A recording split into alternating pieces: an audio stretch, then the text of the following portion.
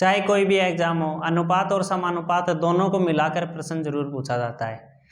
हमने पिछली कक्षा में अनुपात से संबंधित प्रश्नों को हल किया। आगे की कक्षा में हम देखेंगे समानुपात से किस प्रकार से क्वेश्चन पूछे जाते हैं। नमस्कार, मैं बलवीर गुर्जर आपके अपने इस यूट्यूब चैनल मैथ वाला में आपका हार्दिक स्वागत करता हूं। वीडियो की शुरुआत करने से पहले यदि आप चैनल पर नए हैं तो चैनल को सब्सक्राइब कर पास के बेल आइकन को दबाएं ताकि आने वाले वीडियो का नोटिफिकेशन आपको प्राप्त हो सके। हम बात कर रहे हैं समानुपात की। समानुपात होता किस प्रकार है, कैसे आता है, हम एक उदाहरण से बात करते हैं। जो दो संख्याओं में अनुपात है और उतना ही अन्य दो संख्याओं में है, जैसे कि ए बी का अनुपात जितना है और उतना ही बी सी का है, इसका मतलब दोनों के अनुपात बराबर है और बराबर है, इसके लिए हम इनको समानुपात कहते हैं। क्या कहते हैं? समानुपात। और समानुपात के लिए हम दो बार अनुपात का निशान इस प्रकार से लिखते हैं। ये होता है हमारे पास समानुपात की मेन प्रक्रिया। आगे देखें हम इनमें संबंध क्या होता है। संबंध की बात करते हैं। इनमें जो संबंध होता है, जो बीच वाले दोनों मान हैं इन दोनों का गुणा, बीच वाले दो मान हैं इन दोनों का गुणा पहले और लास्ट वाले इन दोनों के गुणा के बराबर होता है। इन दोनों के गुणा के बराबर होता है। इसी प्रकार के हम एक एग्जाम्पल की लेकर उसकी बात करते हैं। और एग्जाम्पल है हमारे पास में 12:x समानुपात 6:5। 6:5 हो तो x का मान ज्ञात कीजिए। किसका मान ज्ञात कीजिए? x का। अब x का मान हम किस प्रकार से निकालते हैं? जब तक हमें संबंध पता नहीं होगा हम नहीं निकाल सकते। यहाँ हम इनका क्या लगा देंगे? संबंध लगा देंगे। और संबंध वही है जो बीच वाली दोनों हैं, आपस में गुणा करके उनको अलग लिख देंगे 6 गुणा x, और शुरू वाली और लास्ट वाली उन दोनों को गुणा करके अलग लिख देंगे। हमें मान किसका निकालना है? x का। ये कितने हुए? 60, और 6 किस में गया? भाग में, और 6 का भाग देंगे तो कितना आया? 10। यानी कि x का मान कितना आया? 10। तो हमें इस प्रकार इनके संबंध पता होने चाहिए।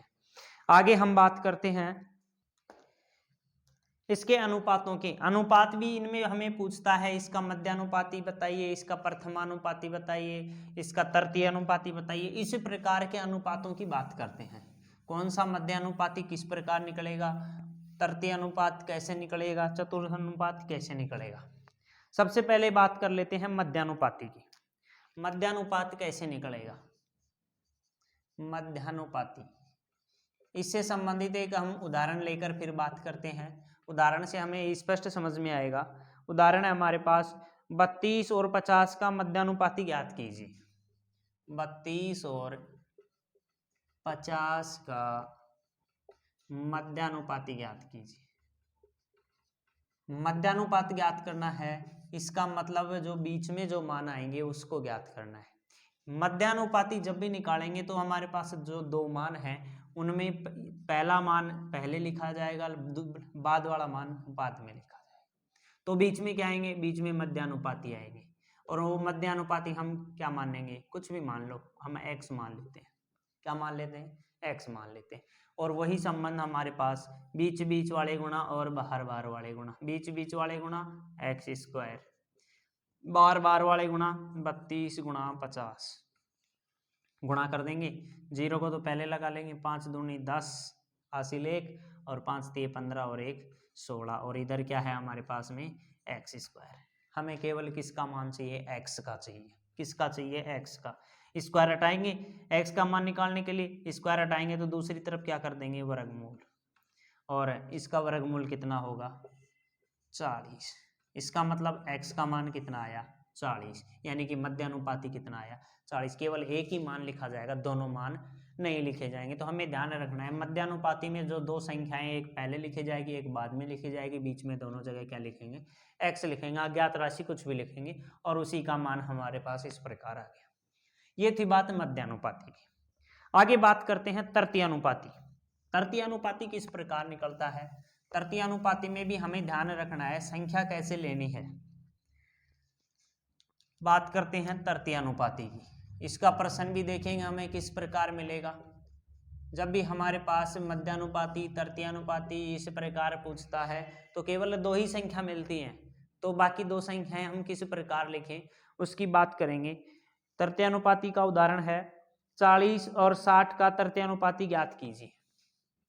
40 और 60 का तृतीयानुपाती, बात कर रहे हैं तृतीयानुपाती की। तृतीयानुपाती किस प्रकार निकलेगा? मध्यानुपाती में क्या करते थे? शुरू वाली संख्या को पहले लिखते थे, बाद वाली संख्या को बाद में लिखते थे। यहां हमें ध्यान रखना है, जब भी तृतीयानुपाती की बात करेगा तो हमारे पास तीसरा अनुपात नहीं निकालना। वास्तव में हमें जब भी तृतीयानुपाती की बात करता है तो हमें चौथा अनुपात निकालना है। क्यों? क्योंकि मध्यानुपाती में निकालते हैं तो दोनों जगह समान संख्या लिखते हैं, और समान क्या क्या लिखते थे? X x. यहाँ में हमारे पास दो ही संख्याएं मिली है और हमारे पास कौन सा है? तीसरा। तो दो ही मिली है तो बीच वाली को तो हम दो बार समान लिखेंगे, और समान लिख दिया तो इसका मतलब फिर अब कौन सी बच गई? चौथी बच गई। तो वास्तव में हमारे पास निकलेगी कौन सी संख्या? वास्तव में चौथी निकलेगी। नाम क्या होगा उसका? तृतीयानुपाती। इस प्रकार इस बात को हमें विशेष ध्यान रखना है। या हमारे पास कोई संख्या नहीं है, क्या मान लेंगे? एक्स मान लेंगे। वही हमारा संबंध है, बीच बीच वाली संख्या गुणा और बाहर बाहर वाली संख्या गुणा। बीच बीच वाली कौन कौन है? 60 गुणा 60, और बाहर बाहर वाली कौन है? 40 गुणा एक्स। तो एक्स का मान निकालना है तो 40 किस में आ जाएगा? भाग में आ जाएगा। 60 गुणा 60 बटे में 40, और इधर क्या बच गया? एक्स। काट देंगे, एक जीरो से एक जीरो काट दिए, 4 से काट दिए, कितने? 15। तो 15 को किससे गुणा कर देंगे? 6 से, कितने आ जाएंगे? 90। यानी कि एक्स का मान कितना आया? 90। तो हमारा तृतीयानुपाती का मान है वो कितना होगा? 90 होगा। इसी प्रकार के क्वेश्चनों को विशेष ध्यान रखना है तृतीयानुपाती की बात में। आगे बात करते हैं हम चतुर्थ अनुपाती। किसकी बात करें? चतुर्थ अनुपाती। जब भी चतुर्थ अनुपाती पूछेगा तो हमारे पास तीन संख्याएं मिलेंगी। कितनी मिलेंगी? 3 मिलेंगी। तृतीयानुपाती में 2 ही मिलेंगी, तो जो बाद वाली है उसको हम 2 बार लिखेंगे, और जो आगे की संख्या है वो निकालनी है। और जब चतुर्थ अनुपाती की बात करेंगे तो उसमें हमारे पास में 3 संख्याएं मिलेंगी, तो सीधा सीधा हम चौथा मान निकाल लेंगे। प्रश्न को ध्यान से पढ़ना है, समझना है किस प्रकार निकलेगा। तृतीयानुपाती में भी चौथा मान निकलेगा और चतुर्थानुपाती में भी चौथा मान निकलेगा, लेकिन बस अंतर यह है, चतुर्थानुपाती में 3 अनुपात मिलेंगे। चतुर्थानुपाती में कितने मिलेंगे? 3 अनुपात मिलेंगे, और तृतीयानुपाती में कितने मिलेंगे? 2 ही मिलेंगे। तो उनको उस हिसाब से लिख के और आगे हल करना है। चतुर्थानुपाती से संबंधित एक उदाहरण देखते हैं। 14, 24 और 35 का चतुर्थानुपाती ज्ञात कीजिए। 14, 24 और 35 का चतुर्थानुपाती।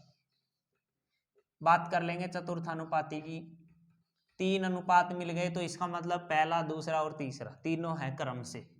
पहला कितना? 14 अनुपात 24 समानुपात 35 अनुपात x। वही संबंध बीच बीच वाला और बाहर बाहर वाला। क्या हो जाएगा? 14 गुणा x और 24 गुणा 35। मान x का निकालना है, 14 किस में चला जाएगा? भाग में। 35 बटे में 14, 7 से कट रहा है, 7 दूनी 14 और 7 पंजे 35, 2 से ये कट रहा है, कितना? 12। 12 को किससे कर देंगे? 5 से, कितने हो गए? 60। इस प्रकार हमें चतुर्थानुपाती निकालना है। अब बात और करते हैं हम प्रथमानुपाती की। प्रथमानुपाती हमें किस प्रकार निकालना है? प्रथमानुपाती में भी हमें केवल 2 ही संख्याएं मिलेंगी, उसके लिए भी हमें ध्यान रखना है। केवल 3 संख्याएं हमें चतुर्थानुपाती में मिलेंगी, बाकी सब में हमें एक एक संख्याएं मिलेंगी। हम उदाहरण की बात कर रहे हैं प्रथमानुपाती की। किसकी बात कर रहे हैं? प्रथमानुपाती की। और हमारे पास उदाहरण है 8 व 4 का प्रथमानुपाती ज्ञात कीजिए। 8 व 4 का प्रथमानुपाती ज्ञात कीजिए। प्रथमानुपाती में भी हमें कितने मिल रहे हैं? 2। यानी कि हमें प्रथम पहला निकालना है, क्या लगा दिया? x। तो मध्य में हमें कितने लिखने हैं? जो आगे मान है 8, उसको मध्य में 2 बार लिखना है। कितनी बार लिखना है? 2 बार। और फिर लास्ट में कौन है? 4। इसी प्रकार लिखना है।